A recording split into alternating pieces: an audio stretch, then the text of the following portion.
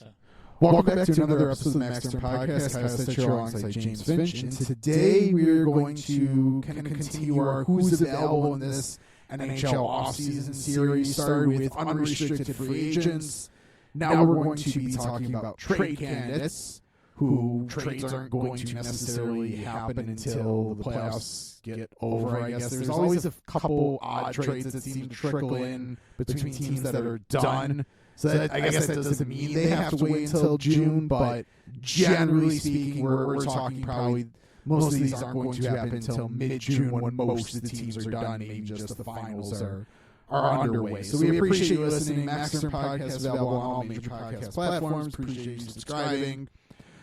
If you're really interested in our content, especially contract projections, which will be out hopefully shortly, at AFP Analytics on X, formerly Twitter, it's where you can find those as trades, as contracts are signed, trades are made, stuff like that.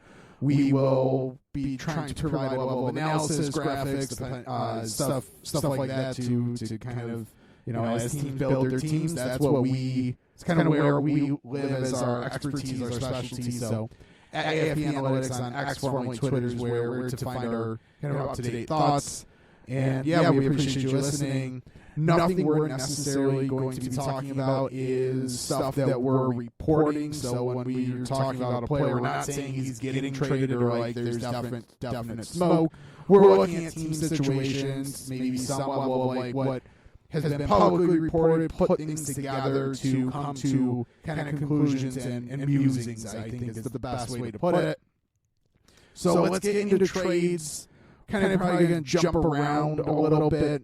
I have a reason for where we're starting at. Basically, I pulled up Cap Friendly, and I started at the top of the teams as far as least salary cap space, because to me, those are the teams most in need of sending some money out. And the team that I'm starting with is the Toronto Maple Leafs. I have two names. You had one. One of our names overlaps. Think of the big one. Actually, let's start with the small one first that I have. I think if they're going to kind of free up a little bit and play with their depth, I think the name that might be most tradable, Kelly Yarncrook, $2.1 million average annual value, 2 more years. That's not a ton of space, but it is a little bit. And the other reason I kind of included him is I think he's someone who can bring some value back to Toronto as well. Yeah, I think it all depends what type of trade they're really looking to make. I think he would bring back value. I don't know if he brings back NHL value necessarily. I can see a lot of teams being interested, toss him onto their third line for a draft pick or two or a prospect. I don't know if you really find a true hockey deal, though. And on top of that, I would almost say if you're Toronto and you've consistently had these cap issues, that might be an asset you want to keep or a contract you want to keep, because you're most likely not getting a similar player at, I think, 2.1 is what you said. So it wouldn't shock me. I just feel like they might be better off keeping him when it's all said and done. I think I mostly agree, but just looking at like the names that aren't the big names, he's the most logical to kind of settle on. So he's who you make the hockey trade with, as you kind of alluded to. But is that a smart hockey trade to make? I'm not so sure. I don't know how much better you're going to do for $2.1 million, but yeah, he's kind of my like, okay, they do some minor tweaks. That could be a name to watch, but most likely it's major tweak in this offseason. I don't think cap-wise they 100% have to, but I think they're going to, and the obvious name is Mitch Marner. Yeah, so I don't think they have to either. They're going to have like 18.5 in space. But it feels like they've constantly had an issue with being too top-heavy with their roster.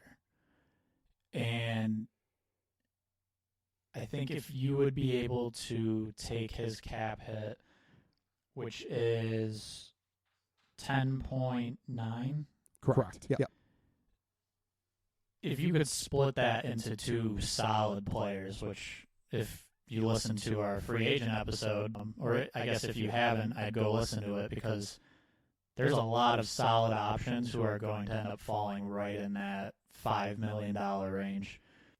And I guess maybe you even get a player or two back for Marner in the trade you make. But the main thing is try and be a little less top-heavy and ultimately have more depth throughout your lineup. Yeah, exactly what you laid out again. Reiterating, listen to the unrestricted free agent because there are probably a dozen winger names that we talked about that would be great fits for Toronto. Yeah. So if they could get like a Tyler Toffoli and Warren Fogle to fill that cap space, like that roster is a lot more balanced instantly. Yep. And those are a couple wingers. If they decide they want a defenseman, plenty of them out there. What I would wonder for Toronto is if through the Marner trade, if they could find a more legitimate number one goalie, whether it's a true number one or not. I think they have something in Joseph Woll, but they need another. I would say another goalie to play more often than Woll at this point, which is not going to really happen, I don't think, on the free agent market. So I would say with Marner being a player we both picked, I would be, if I'm Toronto, trying to use Marner to acquire a goalie. I would not disagree, but I wouldn't say I'm using Mitch Marner as a basically centerpiece in a deal to acquire a goalie as the centerpiece coming back. I think I need a good like middle six forward, a second pair of defensemen, and a good goalie. Yeah, not both the forward and defenseman. One of those two plus the goalie. Before I'm entertaining the idea of trading Marner, I don't know if there's any goalie that like I'm with having Joseph Woll. I'm not sure there's a goalie that I'm willing to make the centerpiece. I think the obvious name would be Yusei Saros, who we'll talk about a little bit later in this episode. That's probably the obvious name for Toronto as far as like team fit, like Nashville has space that Marner, Saros would be an option back, but I don't know if that's improving the roster enough now and in the future to entertain with the idea of you having Woll, who's looked pretty promising when healthy. Yeah, I think the other wrinkle here too, which if you're a Leafs fan and you know your team, you're probably screaming at us through this whole conversation that Marner has a no move, which is very true. So any team we throw out as a potential option, it's possible he says no, which would also potentially lead to a situation where Toronto might not get that haul that you mentioned. It could be a little bit limited. It could end up meaning they just decide this isn't worth it. We're going to play out one more year with him on our team, and he'll walk. And it would be very much in Mitch Marner's right to waive a trade if he didn't want to go someplace. Very much in his right. He has no obligation to do so. He negotiated that into his contract, so can't get mad at him for saying, no, I don't want to go to Utah, for example. I think that would be an interesting conversation, but I don't want to go to Utah. I don't want to go to Anaheim type idea. It's very much in his right if he says no. So he's the obvious name with Toronto that's probably going to be moved. But again, I don't think they have to because next year John Tavares also comes off the book, and that's really the cap space if they want to keep Marner long term. Yep. It frees up. Yeah, and like I said, I think it was 18 and a half they're projected to have projected by Cap Friendly to have that amount of space, and they should be fine this offseason. I don't know if it would put them in a spot to make too many big signings, but they could probably get a few depth guys. The only issue is when you look at some guys they might lose, even just up front, Bertuzzi and Domi. If you want to keep both of those guys, that's going to eat up probably half of that 18 mil, and then it's getting a little bit harder to add. So it would not shock me either way if Marner's gone or if he's still there for next season. I think the really big thing is eventually you can't just keep slamming yourselves into the same wall. Yeah. And that wall's been your current core. Yeah. Eventually you need to choose a different path. Mm-hmm. So whether it's Marner this year or Tavares next year, or both. Probably both. Is probably where there needs to be a switch up in Toronto. So cap space wise, next I had Tampa Bay Lightning. I didn't necessarily have anyone. I think you're going to make a case for someone, but it's going to be similar to the case I made for Kelly Yarncroc with Toronto, I think. So go ahead with your guy for the Lightning. So I put Tanner Jeannot, and I'm not even listing him as someone they should trade. Tampa Bay has a little bit less to work with, about $12.6 million. They're probably going to try and keep Stamkos, which will eat up some of that money. They've kind of turned into a similar situation as Toronto, as they're top heavy. So they really should be using some money to try and balance out their lineup, especially the defense. So if they needed to make a little bit of extra space, Jeannot was probably the one to do it, which is a little ironic considering all of the draft picks they traded for him. But that's not what I necessarily expect to happen. It's more of a, if Tampa were to move someone, that's possibly the guy. I think I don't really think Tampa has someone to move because of their their roster construction right now, because I think the defensemen, Sergachev, Cernak, are probably their most movable assets. Yeah. But as you said, they already need help on the blue line as is. So using one of them to, you're basically shuffling the deck, and yeah. Well, that's the thing. There will be teams that would take Tanner Jeannot. And it frees up a little bit of money, but it also depends, okay, what do you do next with that money? Because you might be trying to find another Tanner Jeannot, and okay, you should have just kept him then. So it's tough. If there's one signing you're trying to make and you can't make it work, you have to move money. Tanner Jeannot, you could move him, but it's similar. It's very similar to Yarncroc with Toronto. You move them, you're probably opening another hole on the roster. Well, you are, because you need depth, and that player is depth. So that was kind of where I landed on logically, as no one available in Tampa.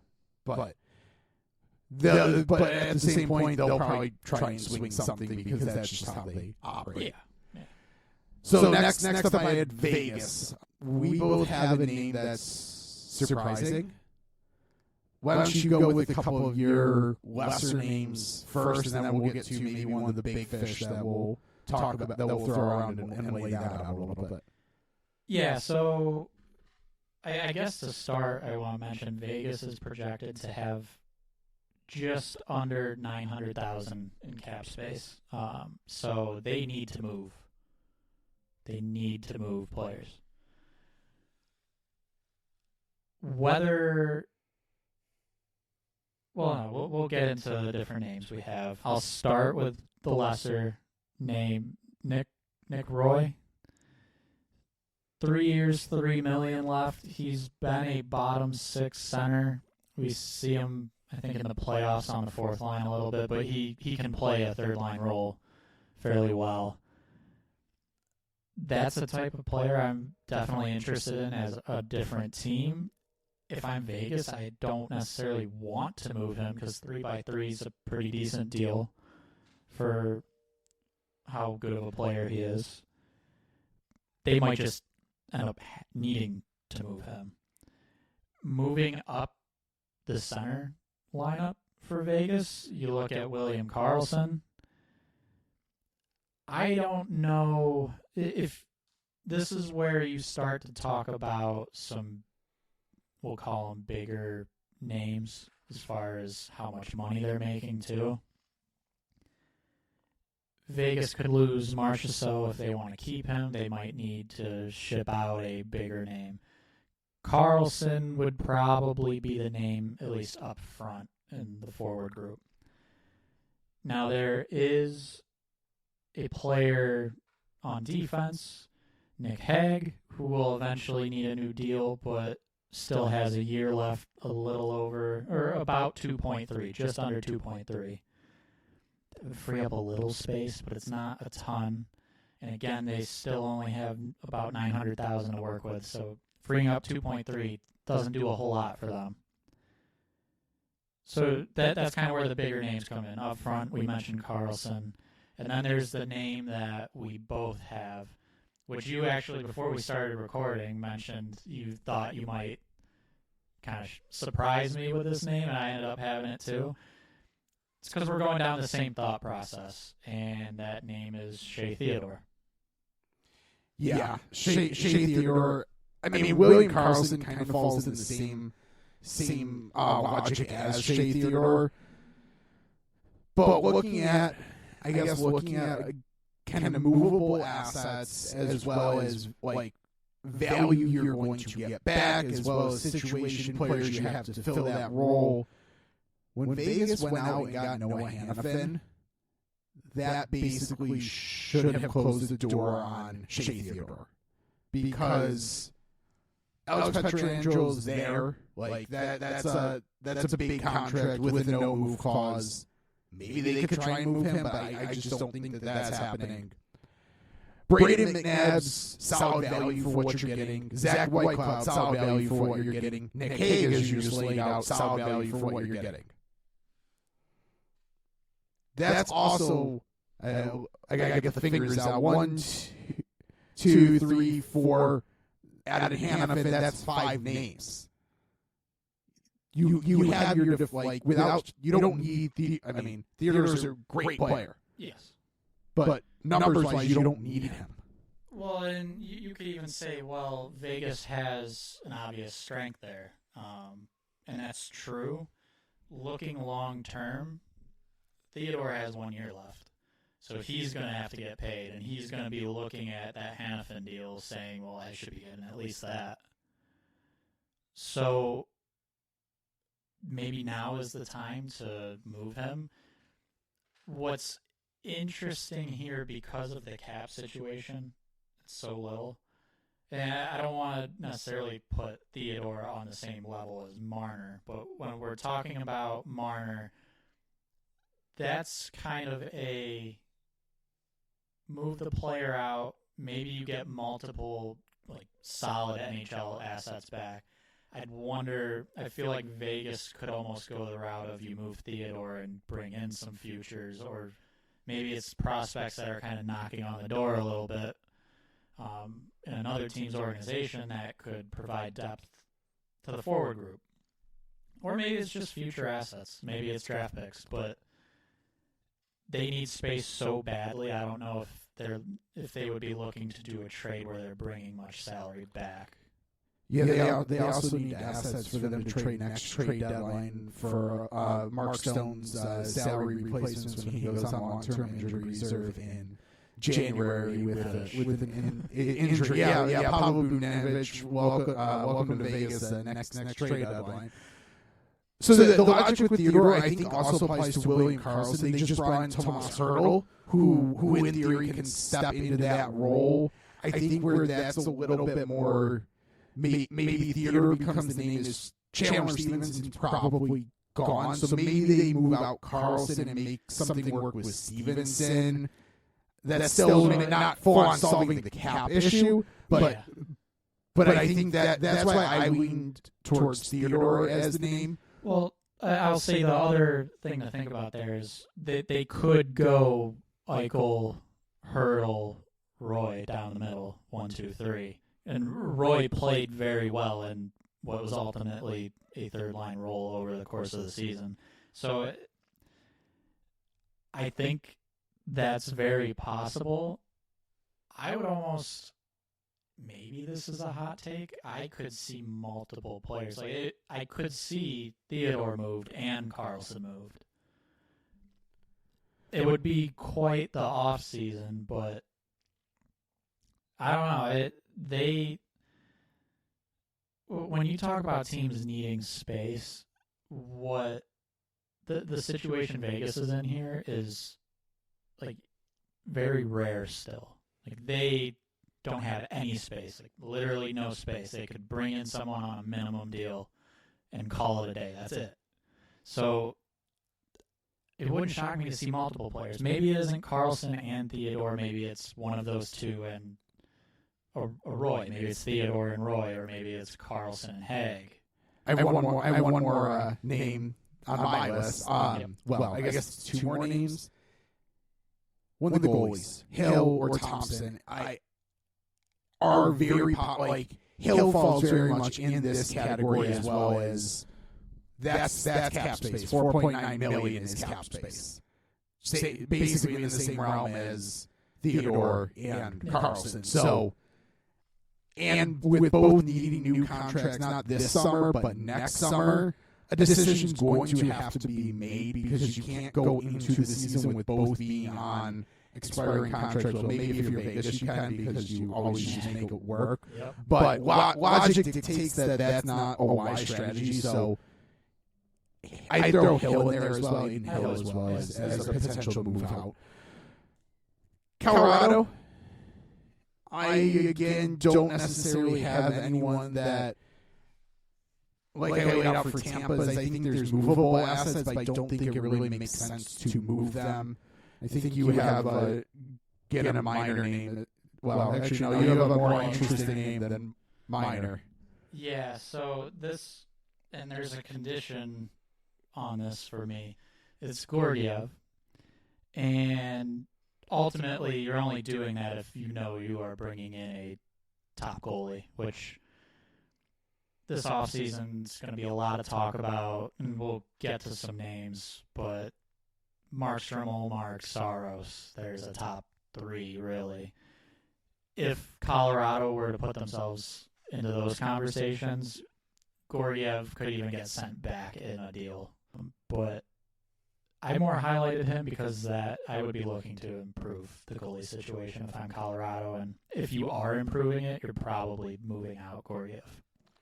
We'll see how far of a playoff run they make, but they might just have a good enough roster to overcome who's back there, and basically saving salary cap space there might be the strategy that they employ. And Gorgiev for $3.4 million really isn't bad. I don't disagree with you that if they want to be a solid contender, they should look to improve it. But if you're talking in a vacuum, like that goalie at that pay isn't a horrible contract, but is that an ideal starter? No.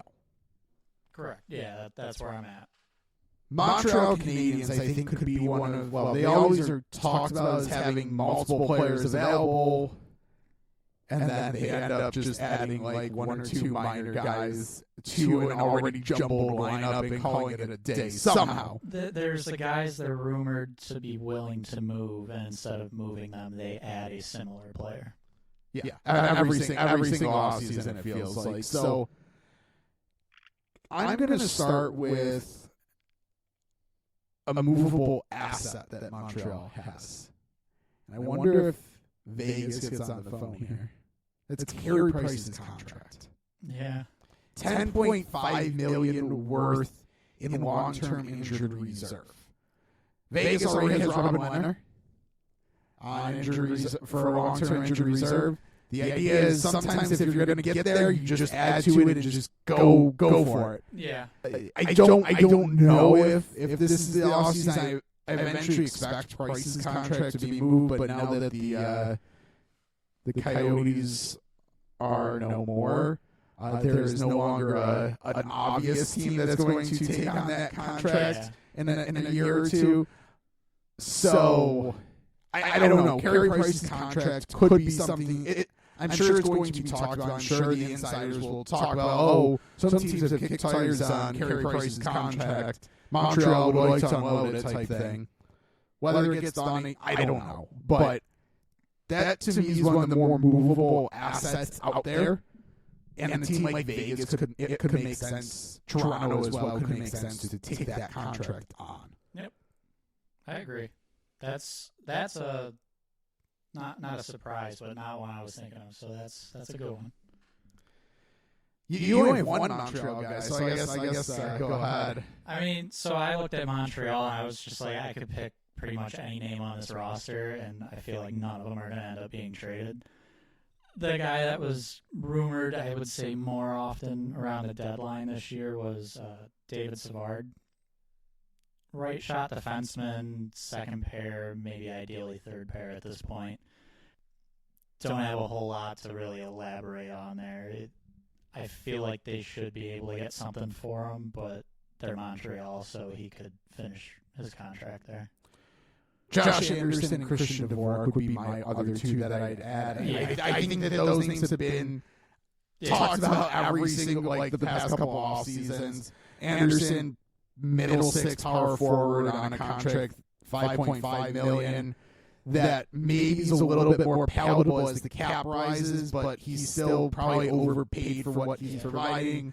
Dvorak's been up and down, $4.45 million contract for just another season. I think he could be a level of appeal to some teams maybe looking for a third line type center flexible player. But I'm not expecting either to necessarily be moved or garner a lot of assets. No.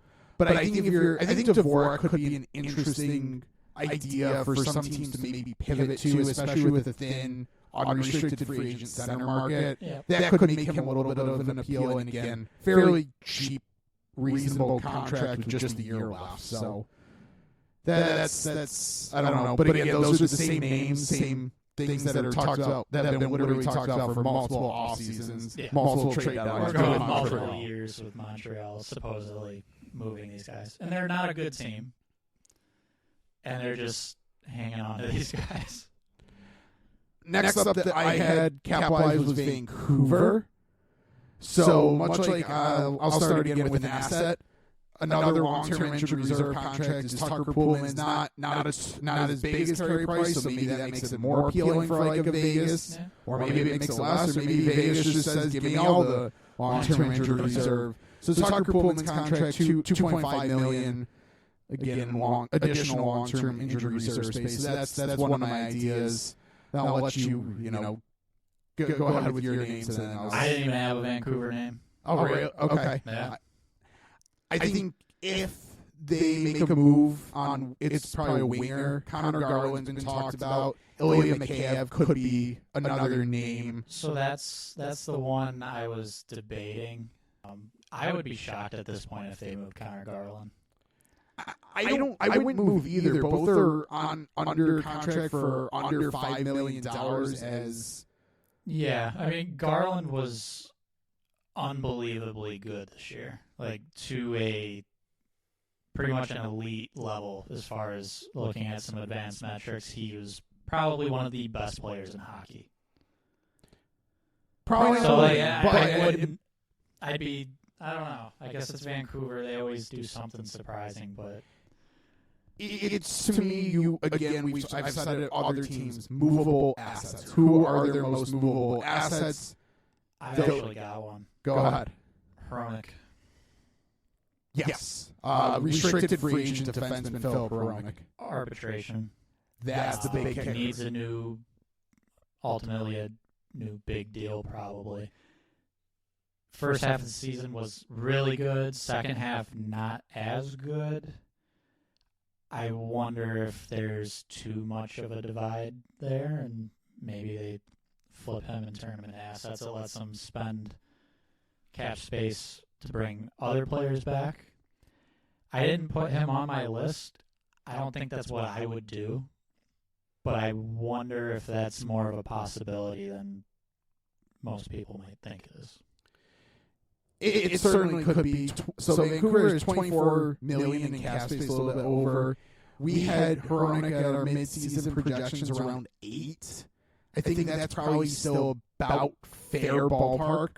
Might have dropped a little bit, but ballpark-wise, if we just penciled it in $8, that's $16 million left to fill out their roster. Doable, but it depends kind of where they want to tweak and improve, I think. Yeah, I think they're going to be, if they're smart, they look down the road and see, okay, Besser's going to need a new deal. That's pretty much it as far as big names, but I just expect them to be a little cautious, and I don't know. I would keep Hronek, but I don't know if that's as solid of a done deal as you'd think it is. LA Kings, next up, cap space wise. I have a couple. I think one name's starting to generate a little bit more buzz because of the unique buyout situation as well as just not living up to the contract. P.L. Dubois is probably... I don't think he gets traded. I really don't. But he's someone that just hasn't worked out in LA, I guess I'll put it that way this year. I think other teams could talk themselves into him still being an answer in their system type thing. So P.L. Dubois, I think, is a name. And then two RFAs. One, I know you have the other. So Arthur Kaliev, I think, is the obvious. I think there might be enough value where you can get something by trading his restricted free agent rights. But if they were to also not qualify him, I don't think that'd be a shock either. My other name, depending on how things shake out, Jordan Spence, another restricted free agent, right shot defenseman. Yeah, so I had Kaliev.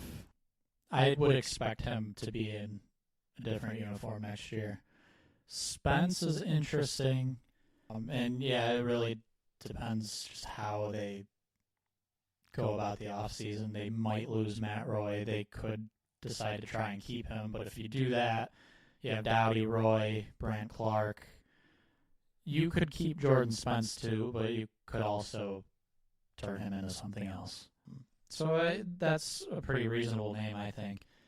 The interesting thing about Dubois is it seems to be a little more than just, okay, if this guy's having a down season.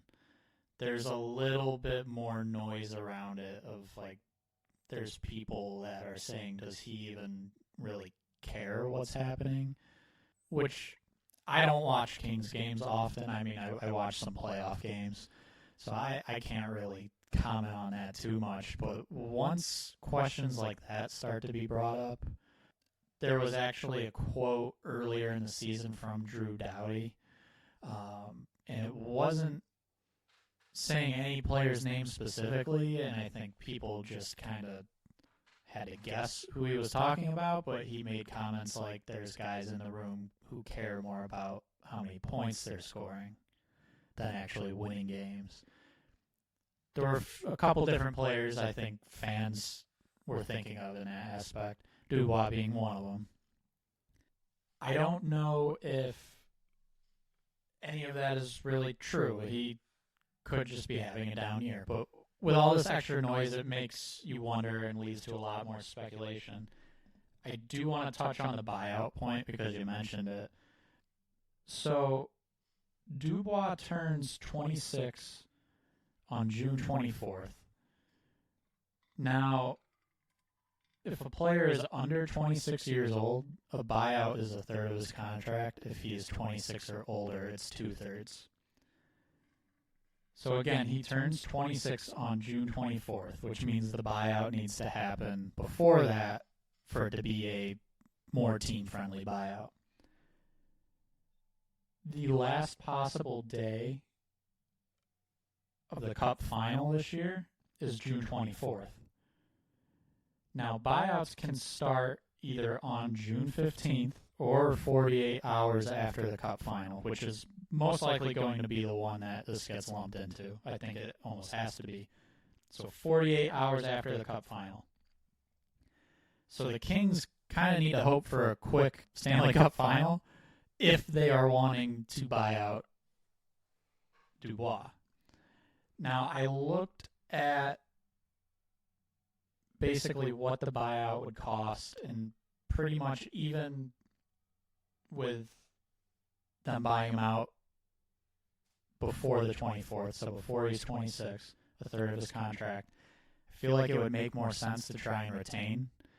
And even if they retain like up to $2 million, a trade is more attractive than a buyout for the Kings. And I feel like there would have to be a team that says $6.5 million a year, 7 years, Dubois.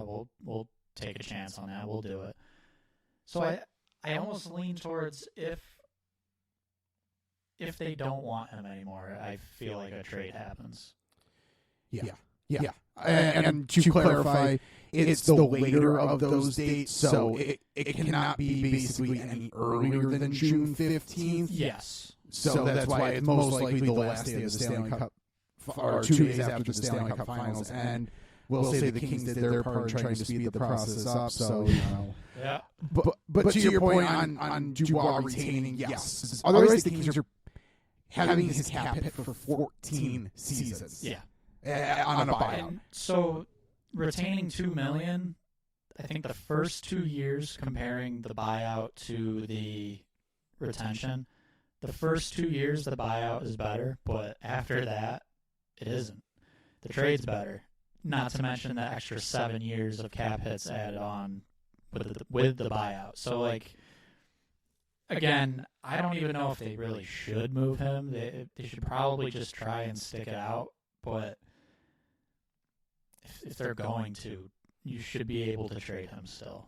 Yeah, and I can't imagine a team like the Boston Bruins not biting at a $6.5 million chance on Dubois. Like, I know it's a long-term contract, but like nowhere else are potential first-line centers going to fall from the skies for the Boston Bruins for $6.5 million. And so let's say there's that retention of $2 million, brings it down to $6.5 million. If he doesn't end up being the true number one, $6.5 million for a second line center is fine. Like, so even if he's not your top center, at that point you're okay still as the team acquiring him. So yeah, if LA wants to do it, trade him, retain a little bit. It'll be better than a buyout. I just don't know if they should actually do that. Cap space wise, next up, Washington Capitals. So one of the players I had, $5.75 million, TJ Oshie, 1 more year left. I had started to put together my list before the end of the season press conferences. It seems very likely that Oshie ends up on long-term injury reserve, which still could make his contract a trade candidate, but he's having serious back issues, so hopefully those get straightened out for quality of life and everything. If he's able to play, that's great, but hopefully just living a good quality life after hockey's got to be the first priority there. So some of the quotes he talked through with his back was just like crazy. And, yeah. So he was one of the ideas I talked about him at the trade deadline too as a potential target. So I guess I'll put him to the side. The other name I think we both have, Darcy Kemper, is if Washington needs some cap space.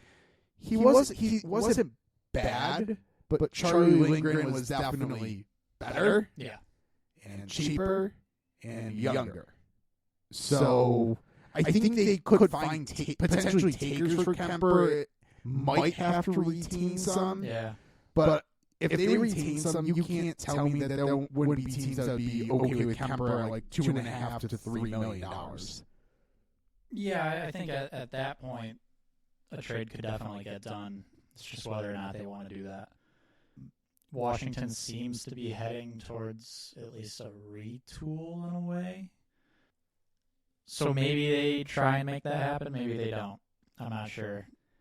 It could be one of the harder contracts to move. I think the biggest thing is if you have goalies like Mark Stromel, Mark Saros all moving, it's going to take away a lot of suitors. If only one of those guys goes, people could be calling Washington for Kemper. So that's just kind of a see how the top of the market plays out, and maybe there would end up being a market for him. Another player rumored at the deadline, Nick Dowd. That's a bottom six, probably ideally a shutdown fourth line guy, but cheap. 1 year, $1.3 million left.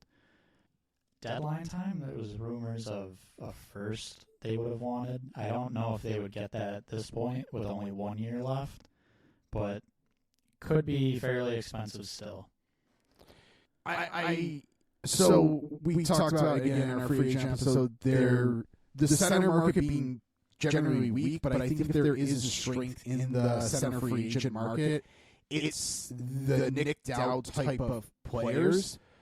The difference could be Nick Dowd is $1.3 million, which might be more palatable for a team than dipping into the free agent market and for just 1 year. Like Vegas moves out Nick Roy, as you said, hey, they could go and replace him with Nick Dowd and probably not see much of a drop-off. There would be a drop-off offensively, but defensively, no, there might even be an increase in play. So, yeah, it'll be interesting. I think that's the style of player and that contract will make it a very attractive deal for pretty much any contender, whether or not they have a glaring need or not. The other name I threw on there from Washington was Trevor Van Riemsdyk. If they go the route of retooling, Van Riemsdyk's been a pretty good bottom pair defenseman, and he's making $3 million the next 2 years. As the cap goes up, that's fine. It is slightly expensive for a bottom pair guy, but he's also one I think you could move up second pair if you need to, in a pinch at least. And ultimately, if Washington's looking to retool a little bit or just bring in some future assets, that's a guy that I think they need to be fine moving on from. So that's kind of how he cracked my list. Yeah, I mean, if he's traded, I wouldn't be shocked if he's still in Washington. Yeah. Not a big deal either. Nope. Minnesota next up, at least salary cap-wise, we both have the same name, and I think it's a pretty obvious name with the fact that Minnesota re-signed Marc-Andre Fleury. Yep.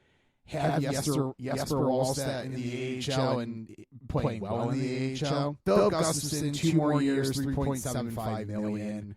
Just seems like there's not going to be a spot for him. Well, there is, but I think there's a better idea. So, I mean, I guess there could be. It seems like more teams are going the 3-goalie route these days, but it doesn't seem like the most likely scenario here. He played very well 2 seasons ago, and this past season kind of came back down to earth, if you want to call it that. It's not to say he can't get back to the level he was at, but that paired with Fleury re-signing, and they have a top goalie prospect knocking on the door who honestly was probably ready to play more games than he did this year. That just seems like an easy one. Easy one to kind of, I don't know, I don't want to say bet on, but I would almost be shocked if he was still with the Wild next season. Can I throw out a crazy trade idea? Yeah. How about Mitch Marner for Brodin and Gustafson? That would be interesting. Brodin has a no movement clause as well, and I'm not saying that the Wild should necessarily be looking to move Brodin, but does Marner go to Minnesota? I don't know if he goes to Minnesota. And do you... Well, I don't know. I think my biggest issue, and it's been my biggest issue with Minnesota, is the lack of a top center. And I think they'd be giving up 2 fairly good assets, if not better than that, for a elite winger, but ultimately not a center. So I don't know. I like it. I don't like it. I'm kind of going back and forth with it in my head, but it's interesting. It's the type of trade that when you talked about Marner potentially fetching a goal, like a goal to split starts, and then I say getting another good piece, that's the type of trade that I think I'm talking about. I like that for Toronto. Yeah. I don't know. And again, the big question is guys with the no-move clause and even no trade clauses, do they block it? So that I would kind of wonder about if Marner would be willing to go to Minnesota. Value-wise, I think it's fair. I think talking about situationally, it might not necessarily be the perfect idea, but hey, I said crazy trade idea. It could work. Yeah, like there is logic to that. That's what I'll say. I don't know if it's what I would do, and there's hurdles, obviously, to make it happen, but there's definitely logic to that move. Next up, Boston Bruins, at least game cap space-wise.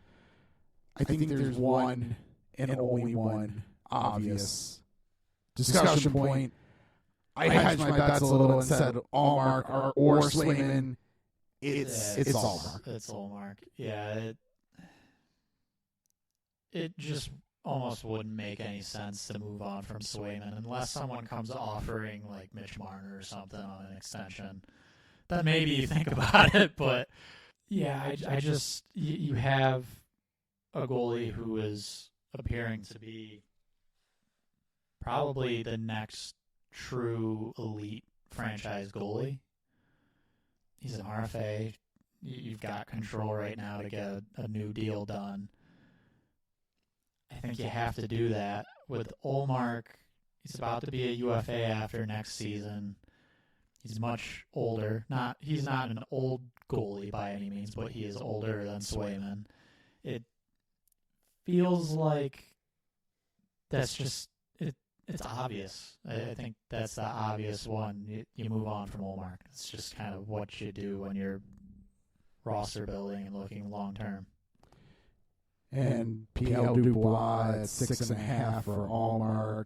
Just saying that could make a lot of sense for both teams. It could make a lot of sense for both teams. LA probably needs a little bit more, but maybe. So again, it goes back to or an extension in place at least about that. At least an extension in place with Allmark. I don't think you're doing that for 1 year, for only 1 guaranteed year Allmark, but unless you are trying to move Dubois. Yes, that's fair. So that's kind of where I'm thinking we don't fully know what the thought is in LA about that whole situation. But I also think teams will be lining up for Ullmark. So it was rumored to pretty much be done, a trade between those two teams actually. For Ullmark, and he supposedly blocked it at the deadline. So, I don't know. Looking at their roster, it's pretty obvious that something will have to give in that, and they could use one of those goalies, Ullmark being the clear, obvious one, to improve elsewhere. That seems like the only real movable asset of value with Boston right now. So, Pittsburgh is next cap-wise. The obvious name, Tristan Jarry, another goalie. They re-signed him last offseason and already seem to be regretting $5.4 just about $1 million for 4 more years. He was decent, but Nedeljkovic kind of bursting onto the scene with them, I think made them go, well, if we could have a cheaper goalie, free up some money by moving Jarry. Plus, Jarry has injury concerns more so than performance, I think, for Pittsburgh. So that would be an interesting one for a team maybe not wanting to meet the price of the elite goalies in the trade market. Kind of settle on I'd call him a 1A maybe, because of those injury concerns. And then there's a couple forward names. Riley Smith is the obvious forward name that he just didn't seem to fit $5 million for another year. I think you could get a team to bite. Likewise to me, I think Rickard Rakell, I mean, 4 more years, $5 million. I don't know how much of an appetite there is for another team to acquire him, but I think if Pittsburgh could move him, I don't think they'd hesitate to do so, to be honest. No, I think they would undo that deal if they could. So I think it would be tough to move him without retaining or bringing a contract back, which maybe they would do that, depending on what it is. But Riley Smith would be, I think, the easier one to move. Even if you have to retain, you're only retaining for one season. So that might be the easiest of, honestly, the 3, including Jari. Easiest to move might be Riley Smith. Ottawa Senators, I mean, I think I could make a case for half of their roster, to be completely honest. I think the glaring one is, I think one of Shabbat, Chikrin, Brandstrom have to be moved. Yeah. And then probably a forward. Yeah, I agree. I would say even, I think Brandstrom's gone, regardless, and then possibly one of the other 2 defensemen. I'm right there with you. I threw Josh Norris on there just because the past year was a little rocky with injuries. Big contract. They're kind of a team where they already did their whole we're going to spend money to win, and it didn't work. So I don't know. I wonder if, they have Stutzla, Shane Pinto, who looked pretty good and I think could grow into a true second-line center. That might be a good bet to make. Yeah. So I don't like Norris at almost $8 million for the next 6 years. I don't know if I would even want to acquire that contract at this point. But if I'm Ottawa, that's kind of the obvious player to maybe move on from if I'm trying to subtract from, call it their core. I completely agree. I think if they moved another forward, another defenseman, I wouldn't be shocked. I don't think it's this offseason, but I also wonder if we're starting to get to a point where Brady Tkachuk kind of says, let's do something, guys. I don't think it's this offseason either. I think it's next offseason. I think new ownership, this is the first full offseason for new ownership, so I think I would hope someone like him would maybe give the new ownership a chance to kind of show what they're about. But I agree, if things don't look up this offseason, his name's going to start to, I think, swirl. Which at that point, that team might reset, honestly. Rangers, I think, have names. I mean, there's obvious names to move.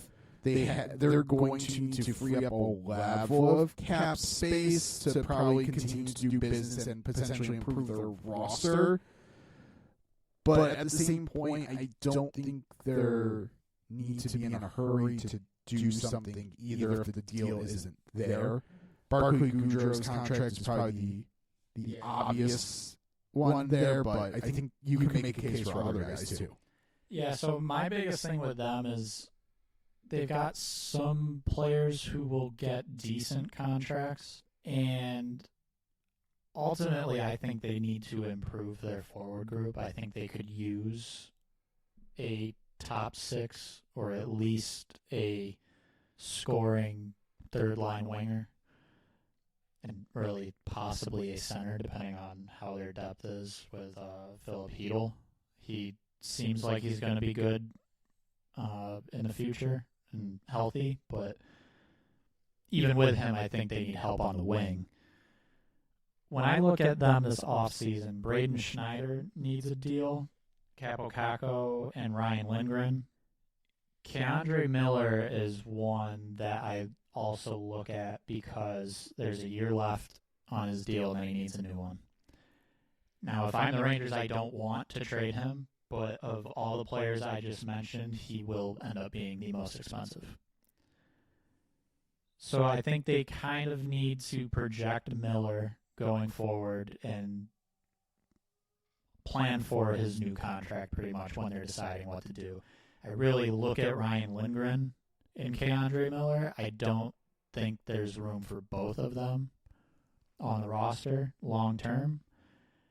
Braden Schneider, as of right now, I think there's potential there for him to be a top 4 guy like Miller and Lindgren have been. I don't think he's quite there yet, so they could potentially go short on a contract there and make it work. But in general, I think the need to improve the forward group, I don't know if those 3 defensemen all can be there this year. Yeah, because they're staring down in a couple years between Fox, Trouba, and probably Miller, 3 guys with at least $7 million cap hits on defense. Yeah.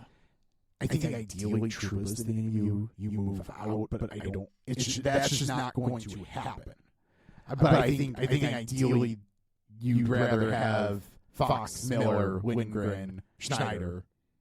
Yeah, without Trouba, but it's just not going to happen. No, I mean Trouba being the captain, he's got a no move. It's not going to happen. Yeah. So that makes it tough. But yeah, so just those defensemen themselves are all going to need new deals soon. Lafreniere doesn't need one this offseason, but next offseason he's still not quite the first overall pick, but he had a very solid season this past year. He'll eventually need a new deal. And like I said, I truly believe they need to add to this forward group. So, I don't know. To me, one of the defensemen needs to go. It might be Lindgren at this point, unless they decide they'd rather have multiple players and it's Keandre Miller going, which could bring back quite a haul for them. So next, we'll stick right in New York. Different borough, the Islanders. I mean, like I said with Ottawa, I think I could see almost anyone traded. Yeah. There's a couple maybe slightly more obvious names, but depending on who's calling the shots and everything, like I can make a case for everyone from Matt Barzal even to down towards. I think the only really untouchable for me would be Noah Dobson, to be completely honest. Yeah. And Sorokin. Those are probably the only 2 I'm not necessarily entertaining trade offers on. Yeah, I fully agree there. I picked out a couple players that I think would be the ones they might look to move, just based on play and then contract situation. J.G. Pageau, I don't think he is really playing to the level of $5 million, which would make him tough to move. They might need to retain, but if they want to free up a little space, that would be one I'd be looking to do. I listed Kyle Palmieri because there's less term left there, but he was also one of their better players this year, so if they're looking to continue to contend, I don't know if that's the guy you want to move. So I could see them pretty much standing pat and have the same exact roster next year. Again, if I can move a guy off of their team, it's Pageau. They just might have to retain to make it happen. Yeah, pretty much anyone. You could go through that lineup and it would make some level of sense. So we'll stick in that corridor there. Philadelphia. And honestly, I have the same mentality. There are very few players on that roster that I don't think are I'll phrase it this way. I don't think there are many that Danny Briere would consider untouchable. Yeah, so Scott Lawton's the easy one because he's been talked about for the past over a year, really. But the thing I wanted to kind of highlight with them is they don't really have any cap space this offseason. So if they want to make a move, they have to move on from someone. So maybe it's Lawton. Looking at their roster, I think I'm with you that for the most part it could really be just about anyone. There's a few guys I don't think they're moving. I also struggle to really truly figure out what Philadelphia is going to do this offseason because this past year they beat expectations. They were not supposed to be as good as they were, and they pretty much hung into the playoff race till the last couple weeks. 2 games, really. They were still alive with 2 games left. They were still alive. I think the quality of play went downhill before then, but they have some solid names on the roster. I think if they want to contend, they need a couple bigger names, and the issue right now is cap space. So you kind of have to move guys regardless of what path you're trying to go down. I just don't. I'm not sure how they view it. You could move a guy like Lawton, and it's not going to truly impact too much your ability to contend. But if you want to go more down, keep going down the rebuild path, you might move some other guys like a Travis Sanheim. And that starts to hurt your ability to contend. So I don't know. I guess I'm very unsure about what their plan is. The one player I don't expect to be on the roster next year, Ryan Johansson, whether that's through trade or buyout. Yep. That I'll simply say that. I think we'll move down south. Florida Panthers. They are they in theory can probably make it work. They might have to make a decision on one of Reinhart or Montour, but I think for this year, but I think at some point they need to look a little bit more future looking. And next offseason, they're going, both Sam Bennett and Carter Verhaeghe are going to need new contracts, so they're eligible for extensions this summer. I think they need to kind of figure those situations out, really more for Verhaeghe. Yeah. So I'll say this. They're projected about $20 million, I believe, in cap space. Yeah, that's about correct, yeah. So there's Reinhart and Montour. There's also Anton Lundell. I don't know. It wouldn't shock me if they could squeeze those three all into that $20 million. From a market value standpoint, I don't know if that would be the case, but there's a lot of things are going for Florida right now. They're a very good team, championship contender, cup contender, I should say. This is the NHL. Tax advantages, we saw that pretty much with Forsling. I guess we can't say for sure that was the case, but that was pretty much obvious, I think, with how much of a deal Florida got. I think they could technically make it work and just squeeze those guys in with Lundell on a short-term deal. But like you said, Verhaeghe needs a deal next year, which probably try and get done this offseason. Sam Bennett's going to need a new deal. I don't know exactly when, but Ekblad's also next offseason. Well, he's got this year. He's got next offseason. He'll be under contract next year, so the offseason after. So he's got one more after this as well. So. Okay. So I mean, it's just there's no way to really just push the decisions down the road because you're ultimately making the decisions on guys like Verhaeghe and Bennett. More so Verhaeghe this offseason based off of what you do with these other guys.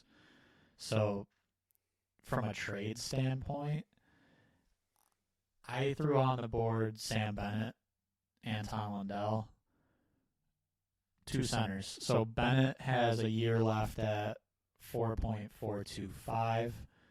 fairly significant amount of money when we're talking about them being very close to fitting all of these guys in.